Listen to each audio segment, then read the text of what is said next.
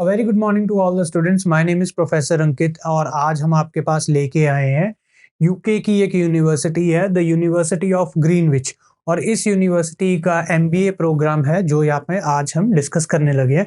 और इस MBA programme के अंदर मार्किंग कैसे होती है, कौन से पार्ट होते हैं, ये सारा डिस्कस करेंगे आज इस वीडियो के अंदर। तो चलिए स्टार्ट करते हैं। सबसे पहले मैं बता दूं आपको जो कोड है दैट इज BUSI 1729 और प्रोग्राम का जो नाम है दैट इज एमबीए प्रोफेशनल। तो यहाँ पे एमबीए इंटरनेशनल बिजनेस के नाम से भी ये जाना जाता है। ऑलमोस्ट सेम ही है जितने भी एमबीए के कोर्सेज हैं, सिमिलर ही है अप्रोच, बट थोड़े थोड़े सब्जेक्ट्स के अंदर फर्क है यहाँ पे। तो वो आप बेसिक सी चीज़ आप इजीली से अंडरस्टैंड कर जाएंगे। तो चलिए डिस्कस करते हैं। सबसे पहले हम बात करते हैं, सो ये व्यू है यूनिवर्सिटी ऑफ ग्रीनविच का। तो इस यूनिवर्सिटी के अंदर जो ये एमबीए प्रोग्राम है वो जनरली 60 क्रेडिट्स का ही होता है। ठीक है, उसके बाद क्या होता है, अब ये हो करवाया कहाँ पे जाता है, कौन सी इंस्टीट्यूशन के अंदर करवाया जाता है। यूनिवर्सिटी के अंदर स्कूल है, वो एक स्कूल है, एक एग्जीक्यूटिव बिजनेस सेंटर, उसके अंदर आपको ये प्रोग्राम करवाया जाता है और जिसकी लोकेशन है ग्रीनविच कैंपस, यानी कि जो मेन कैंपस है उसी के अंदर होगा। तो स्टार्ट मंथ कौन से, सितंबर, जनवरी, अप्रैल। तो जनरली क्या है, अभी हमारे पास जो स्टूडेंट्स हैं वो अप्रैल वाले हैं, एनरोल्ड हैं, तो अप्रैल वालों का काम चल रहा है।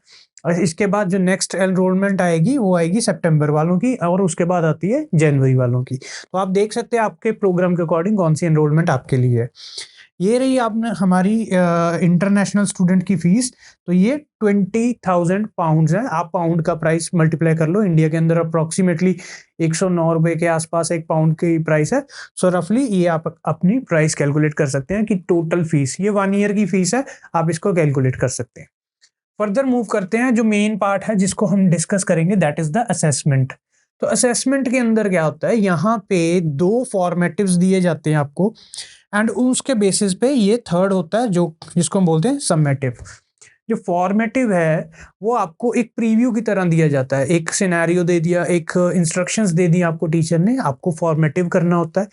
फॉर्मेटिव सबमिट करने के बाद आपके टीचर आपको बताते हैं कि हाँ आप सही डायरेक्शन में जा रहे हो।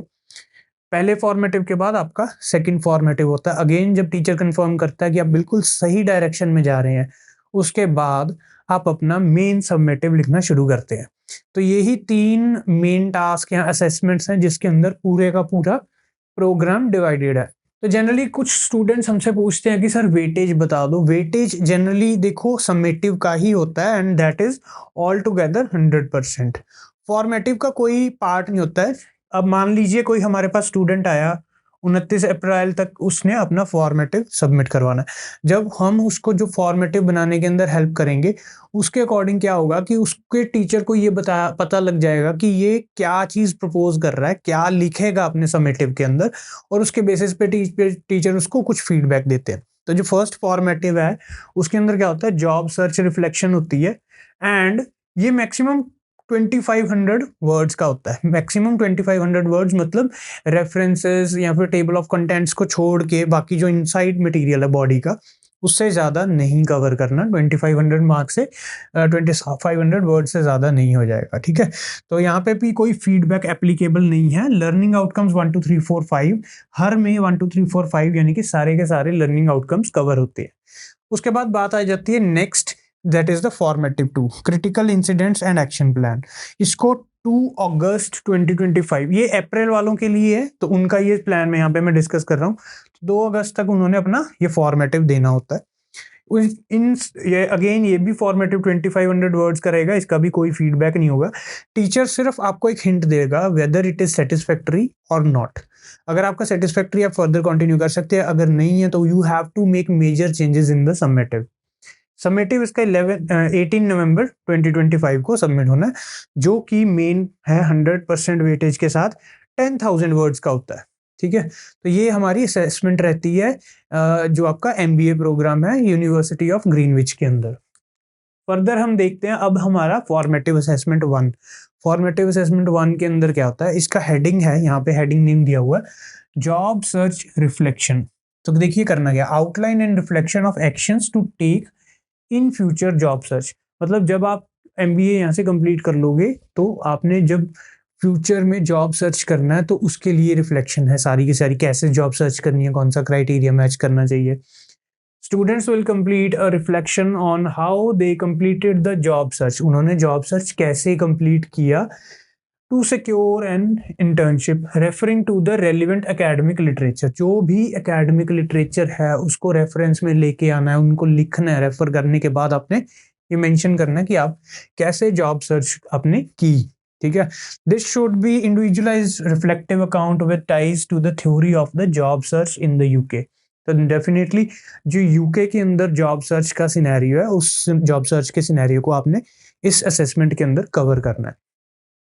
Further, focusing on whether the job search was in line with the recommendations in the literature and what would be the differently in the future for the postgraduate position you are intending to search for, ठीक है।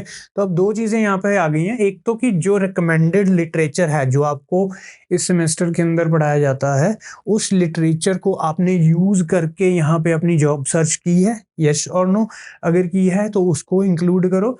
Secondly, या फिर कुछ क्या differently किया आपने future के लिए, कि अगर आपने ऐसी कोई जॉब सर्च करनी हो पोस्ट ग्रेजुएट पोजीशन के लिए, अगर आपने कुछ की है जो आप ढूंढना चाहते हैं, तो उसके लिए आपने क्या अप्रोच बनाई है, क्या सिचुएशन, क्या सिनेरियो बनाया है। On the lead up to the graduation, ठीक है, providing specific action steps needed to achieve timeline to achieve those actions. तो आपको एक टाइमलाइन भी प्रपोज करनी है, एंड उस टाइमलाइन के अकॉर्डिंग आप कैसे कैसे कौन से एक्शंस या फिर स्टेप्स लेंगे और आपकी जॉब सर्च होगी, ठीक है जी। तो ये सारा आपका रह जाता है फॉर्मेटिव असेसमेंट 1 के अंदर। Similarly we have formative assessment 2। अब इसके अंदर, उसमें पहले में तो जॉब सर्च थी, यहाँ पे क्या है, critical incidents and action plan, ठीक है। तो यहाँ पे 2 बार क्रिटिकल आ गया, आप एक बार इसको इग्नोर कर सकते हैं, critical incidents and action plan. तो इसके अंदर क्या चीज है, एक तो क्रिटिकल इंसिडेंट्स टेबल होता है मेन जो आपने इंक्लूड करना है, सेकेंडली अपनी रिफ्लेक्शन हो गई, और एक हो गया आपका एक्शन प्लान जो बताएगा कि आपने जो पोस्ट ग्रेजुएट रोल, यानी कि पोस्ट ग्रेजुएशन के बाद आपने जो भी कोई जॉब सिक्योर करनी है, उसके अंदर आपने कौन से स्टेप्स को फॉलो करके कैसे वो जॉब को सिक्योर करेंगे, ठीक है। Students will provide a detailed critical incidents table, ये मैंने आपको पहले ही बता दिया, and reflect on the critical incidents during your internship and how you develop the key skills. तो इंटर्नशिप के अंदर कौन से क्रिटिकल इंसिडेंट्स हुए वो आपने डिटेल में एक्सप्लेन करने हैं। उसके बाद की स्किल्स, जो इंपॉर्टेंट स्किल्स है, जैसे कि लीडरशिप, एक एग्जांपल दे रहा हूं मैं, तो लीडरशिप आपने कैसे डेवलप की है। Then they will assess the skills according to the models of good practice। so models of good practice आपको पढ़ाया जाता है, उनके अकॉर्डिंग आपने सारे स्किल्स को चेक करना है कि कैसे आप इन स्किल्स को करवाएंगे, डिलीवर्ड फ्रॉम द लिटरेचर, जो भी आपको क्लास के अंदर लिटरेचर में पढ़ाया जाता है। Following this action is a plan is needed for the skills you need to learn for your upcoming postgraduate role। Again फिर से वही बात आ गई है, providing specific action and step. यहाँ पे आपने एक्शंस और स्टेप्स को डिटेल के अंदर लिखने के बाद, जनरली पहले तो टॉपिक हेडिंग बनाओगे, उसके बाद उनको एक्सप्लेन करोगे। तो ये सारी चीज आपकी रिपोर्ट के अंदर, यानी कि 2500 वर्ड्स के अंदर अंदर होना चाहिए। This work should be individualistic, definitely ये इंडिविजुअल वर्क होना चाहिए, किसी के साथ ग्रुप या फिर कोलैबोरेट करके नहीं करना आपको, अदरवाइज आप प्लेजरिज्म के केस के अंदर आ जाओगे। सो वी नोट हियर, यहाँ पे नाउ आ जाएगा, चलो, we now here networking is a key skill for the professional career including the use of LinkedIn. तो यहाँ पे एक हिंट दे दिया आपकी रिक्वायरमेंट्स के अंदर कि लिंक्डइन भी आपको यूज करना है, एंड उनके अंदर जो आप नेटवर्किंग स्किल्स शो करेंगे वो भी आपकी रिपोर्ट के अंदर आ जाएंगे, and it can be done with the help of examples, या फिर स्क्रीनशॉट भी आप ऐड कर सकते हैं। तो लास्ट में जो आपका आ गया मेन, जो कि 100% मार्क्स के साथ है, वो है आपका समेटिव। तो यहाँ पे इसको बोलते हैं एंड मॉड्यूल रिफ्लेक्शन। तो सारा इसी के अंदर मेन आपने लिखना है, फॉर्मेटिव 1, फॉर्मेटिव 2, उनका जो भी आपको फीडबैक मिलेगा टोटली उस फीडबैक को इसके अंदर आपने इंक्लूड करना है, एंड आपने ये फाइनल सबमिट करना है। तो फर्स्ट पार्ट क्या है, 3 पार्ट्स के अंदर ये होता है जी।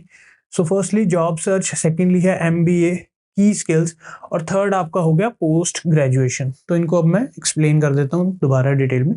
जॉब सर्च के अंदर क्या है कि how students completed their job search to secure an internship referring to the relevant academic literature. तो जो आपको पढ़ाया गया है क्लास के अंदर जो भी लिटरेचर बुक्स, जर्नल्स, कोई भी रेफरेंसेस, कोई भी वेब आर्टिकल्स आपको दिखाए गए हैं, उनको यूज करने के बाद आपने ये बताना कि आपने कैसे अपनी जॉब सर्च की, आपके की स्किल्स कौन से थे, कैसे आपने आइडेंटिफाई किया, कैसे उनको जॉब सर्च के अंदर लेके आए और कैसे आपने नेटवर्किंग की है। तो नेटवर्किंग एंड जॉब सर्च ये दो मेन पार्ट्स हैं। Focus on what would you do differently in the post graduation role. तो ये थोड़े से जो टॉपिक्स हैं ये आपको 3000 से लेके 3500 वर्ड्स के अंदर एक्सप्लेन करना है। ठीक है जी। उसके बाद आ जाता है एमबीए की स्किल्स। सो एमबीए की स्किल्स के अंदर कौन सी चीजें? Student will complete a reflection on critical incidents during their placement. तो क्रिटिकल इंसिडेंट्स कौन से हुए प्लेसमेंट के दौरान, और साथ में एक्सप्लेन करना how they developed MBA skills. यहाँ पे एमबीए कर लो, एमबीए स्किल्स, ठीक है, ड्यूरिंग देयर प्लेसमेंट के दौरान आपने एमबीए स्किल्स कैसे डेवलप किए। अगेन इसको इग्नोर कर दो। Students will provide a detailed critical incident table. तो ये बहुत इंपॉर्टेंट है। क्रिटिकल इंसिडेंट टेबल के अंदर ही आपने सारे इंसिडेंट्स या फिर एक्शन स्टेप्स को इंक्लूड करके क्रिएट करनी है अपनी reflection. And reflect on the critical incidents during their internship and how they developed की स्किल्स। की स्किल्स कैसे डेवलप किए, कौन से क्रिटिकल इंसिडेंट्स हुए, इनकी डिटेल। जनरली ये सारे इंसिडेंट्स को आपने एक्सप्लेन करना है in the form of the paragraphs, and ये नेचुरल और रियलिस्टिक एग्जांपल्स होनी चाहिए जो कि डाउन द लेन आपकी एजुकेशन के दौरान आपके साथ ही हुए हैं। तो यहाँ पे आपकी टीचर क्वालिटी चेक करेगा, कितनी अच्छी रेलिवेंस है, कितनी अच्छी आपने इन डेप्थ में वो एग्जांपल्स दिए हैं, या कितनी ज़्यादा वो आपने रियलिस्टिक एग्जांपल्स कोट किए हैं। ठीक है। सो नेटवर्किंग इज की स्किल। तो यहाँ पे अगेन उन्होंने बता दिया कि आप लिंक्डइन यूज कर सकते हैं, लिंक्डइन की प्रोफाइल एज एन एग्जांपल आप पुट कर सकते हैं। ये तो थोड़े से हो गए बेसिक स्किल्स। यानी कि ये बताऊं मैं कि इस रिपोर्ट के अंदर या फिर आपको जो इंस्ट्रक्शंस दी जाती हैं क्लास के अंदर, उसमें सिर्फ 4 to 5% हिंट होते हैं। 95% आपका एफर्ट खुद का होता है जो आपने करना है इसके अंदर। ठीक है जी।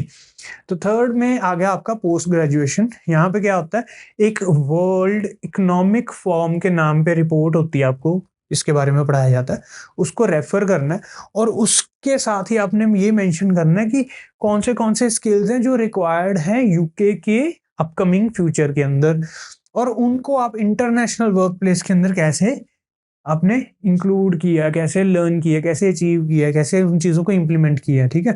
तो यहाँ पे इंटरनेशनलाइजेशन थ्योरीज को भी इंक्लूड करना है। तो बताने हैं स्किल्स कैसे हो जाएंगे, जैसे कि एम्प्लॉयमेंट मोबिलिटी मैनेजमेंट, ठीक है जी, एंड लीडरशिप अक्रॉस कल्चर्स, यानी कि डिफरेंट कल्चर्स। अब मान के चलिए कि यूके के अंदर एक ऑर्गेनाइजेशन है, कंपनी है, उस कंपनी के अंदर अलग अलग देशों से लोग आ रहे हैं जो डिफरेंट कल्चर्स को बिलोंग करते हैं। वो सभी कल्चर्स को आप कैसे हैंडल करोगे, कैसे उन कल्चर्स के अंदर आप लीडरशिप डेवलप करोगे। मतलब you have to be a leader that can help people from the other organisations और अदर बैकग्राउंड्स, जिनको कोलैबोरेट करके वर्क करना है अपनी ऑर्गेनाइजेशन के लिए, ताकि वो अच्छे से रिजल्ट्स लेके आए। तो यहाँ पे आपकी लीडरशिप स्किल्स डेवलप हो जाएंगे। तो ये चीज़ आप कैसे करोगे, कि कोई कौन सी स्ट्रेटजीज यूज करोगे, कहाँ से रीड करोगे, लोगों के बारे में कैसे जानोगे, कौन से उनके इमोशनल, कौन से उनके पर्सनल, कौन से उनके टेक्निकल स्किल्स का आप कैसे इंप्लीमेंट करोगे, कैसे उनका बेनिफिट लोगे। तो ये सारी चीज़ें इसके अंदर आ जाएंगी। Use a job description and tailor the individualised action plan for how to achieve their future post graduate positions. तो ये अगेन 3000 से 3500 वर्ड के अंदर आपने कंप्लीट करना है। तो word count for the final assessment is 10,000 words. ये ±10% होता है, यानी कि आप ये मान के चलो 10,000 का आप 10% ले लो, 1,000 कम या ज्यादा। सो मोस्ट प्रोबेबली आप 10,000 से लेके 1100 के बीच बीच के अंदर ही आप अपनी पूरा समेटिव बना के दें, that is recommended for best marks. इसके बाद हम अब बात करते हैं मार्किंग क्राइटेरिया की। अब आपको ये तो समझ आ गया कि मैंने करना क्या है, तो मार्क्स आपके किस बेसिस पे लगेंगे। तो मार्क्स के लिए यहाँ पे 5 मेन क्राइटेरिया है। सबसे पहला है कंटेंट, जो आप लिखते हैं मटेरियल, उसकी क्वालिटी, यानी कि आपने प्रॉपर कवरेज किया है, अपना लिटरेचर रेफरेंस किया WEF रिपोर्ट को, रिफ्लेक्शन जो लिखी है उसके अंदर आपने यूज किया अपेंडिक्स, यस और no, critical incident table include किया, जॉब डिस्क्रिप्शन डाली है, लिंक्डइन के स्नैपशॉट डाले हैं, और ये जो फैक्टर है ये 25% वेटेज रखता है, यानी कि 25%, 1/4 मार्क्स आपके सिर्फ कंटेंट की क्वालिटी के होंगे। Next is analysis. कंटेंट तो आपने बहुत अच्छा लिख दिया, पर क्या एनालिसिस किया, क्या उसको अच्छे से छानबीन किया, क्या वो चेक किया कि it is working according to your criteria और नॉट। तो एनालिसिस के अंदर क्या आता है, application of critical reflective throughout आपने क्रिटिकल रिफ्लेक्टिव चेक करना है, क्रिटिकल रिफ्लेक्शन आ रहा है आपके कंटेंट के अंदर, यस और नो। सो डीपली इंट्रोस्पेक्ट किया हुआ है, या फिर रिफ्लेक्टिव एनालिसिस अगेन है ना, critical analysis of own performance, खुद की परफॉर्मेंस का क्रिटिकल एनालिसिस किया है या नहीं, इम्प्रूवमेंट्स कैसे मेजर किए हैं, गोल्स कैसे सेट किए हैं, या फिर कोई एग्जामिनेशन किया है, कुछ टेस्ट्स फॉलो किए हैं, तो वो सारी चीज़ें यहाँ पे आपने मेंशन करनी है। तो इसके अंदर अगेन क्या करेंगे, तो ये सारा कुछ आपका अगेन 25% मार्क्स वेटेज रखता है। Next is link to theory. अब आ गया कि आपको क्लास के अंदर जो पढ़ाया गया, जो कॉन्सेप्ट्स आपको लिटरेचर के अंदर करवाए गए, उनके साथ आपने कितनी अच्छी लिंकिंग की है। तो उनके साथ क्या आ जाता है, अगेन वी हैव 25%। सो ये यहाँ पे टोटल 75% आ गया। अब लास्ट वाले दो क्राइटेरिया, एक 10% में, एक 15% में, तो चलिए वो देखते हैं।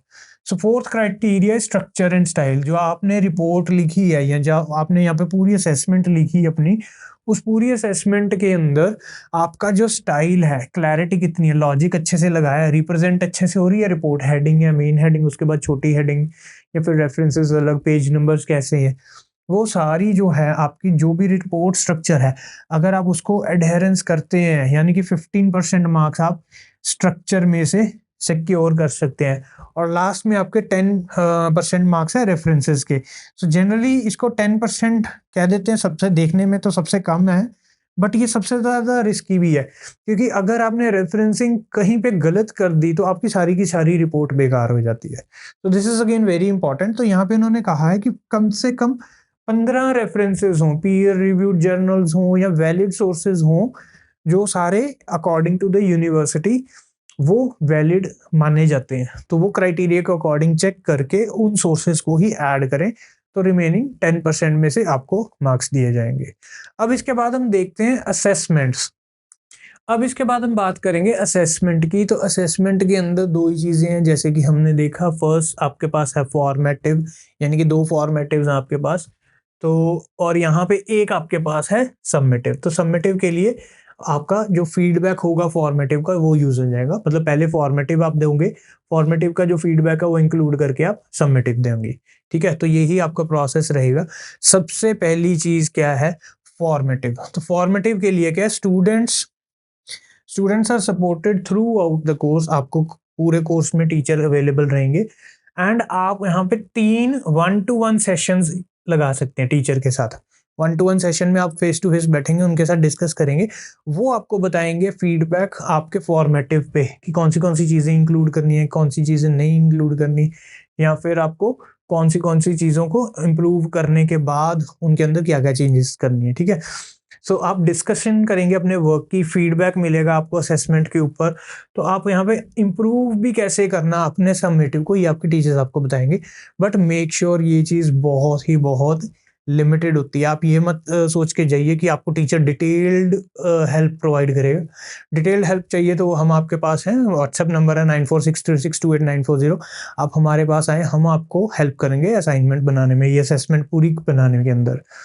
तो यहाँ पे असेसमेंट किस चीज के ऊपर फीडबैक मिलता है आपको, ठीक है, 3 चीजें यहाँ पे होती हैं। व्हाट यू डिड वेल, आपने सबसे अच्छा क्या किया वो बताएंगे टीचर्स। व्हाट नीड्स इम्प्रूवमेंट, किस चीज में आपको चेंजेस करने की जरूरत है। व्हाट टू टेक फॉरवर्ड, और क्या यहाँ से आप आगे लेके जाओ और क्या चीज छोड़ दो। ठीक है, तो जो लेके जाना है वो तो आपने अच्छा कर दिया है ना, वो तो पहले 2 में कवर हो गया। एंड एक आ गया what needs to be improved, कि आप किस चीज के अंदर आपको चेंजेस चाहिए।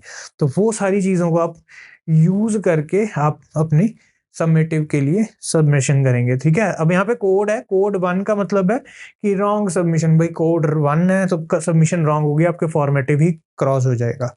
अगर आपका कोड आ गया 100, इसका मतलब है कि जो आपकी असेसमेंट है वो बिल्कुल सही सबमिट हुई है, पर उसकी जो मार्किंग होगी वो मार्किंग के अंदर टीचर सिर्फ आपको फीडबैक देंगे, ना पास बताएंगे ना फेल बताएंगे।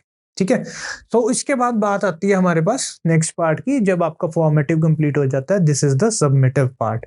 तो सबमिटिव के अंदर क्या होता है, आपको जो फीडबैक मिला था वो फीडबैक आपको 3 चीजों पे मिला था, what you did well, what needs to be improved, what you can take forward. तो ये सारी चीजें आप लेके जाएंगे। अब आपका सबमिटिव कितने का था, 100% का था। ठीक है जी, तो 100% का समेटिव मतलब सारे मार्क्स ही समेटिव के, ये मान के चलो। पास होने के लिए कितने चाहिए, आधे चाहिए, यानी कि 50%। तो 50% आपको चाहिए पास होने के लिए। ठीक है जी, अगेन इसका भी वही कोड रहेगा। अगर कोड 1 आ गया तो इसका मतलब रॉन्ग सबमिशन, फिर तो आप हो गए, उड़ गए हो। अगर आपका कोड आ गया 100 तो इसका मतलब आपकी प्रोसेसिंग होगी, मार्क्स आपको एलोकेट किए जाएंगे। तो ये बहुत बड़ी असाइनमेंट है आपकी, ये सबसे बड़ी है। ये 10,000 वर्ड्स की है, कोई छोटी बात नहीं होती, बहुत बड़ा काम होता है, बहुत ज्यादा ध्यान से आपको लिखना पड़ेगा। एंड बिलीव मी, एक पेज जब आप लिखते हो वो अप्रोक्सीमेटली 350 वर्ड्स होता है। तो अब आप कैलकुलेट कर लो कितने वर्ड्स की आपकी ये असेसमेंट बन जाएगी। ठीक है जी, सो उसके बाद फिर अगर आप इसमें फेल हो जाते हो या कोई रीजन है या आप इसमें फेल हो रहे हैं, कोई भी सिचुएशन में हो, आप हमारे पास आइए, हम आपको हेल्प करेंगे। And that's all for today, thank you and have a very nice day. WhatsApp number यहाँ पे लिखा हुआ है 9463628940। व्हाट्सएप के ऊपर आप हमसे कंसल्ट करें अपने टास्क के बारे में कि भाई मैं फॉर्मेटिव पे हूँ, फॉर्मेटिव 2 पे हूँ, या फिर मेरा सबमिटिव पेंडिंग है, या मेरी ये सिचुएशन है, टीचर ने ये फीडबैक दिया है। तो आप जब हमारे साथ डिस्कस करेंगे आपको पूरी सपोर्ट प्रोवाइड की जाएगी, and we will guarantee you that you will have very good marks. Thank you for listening, good bye.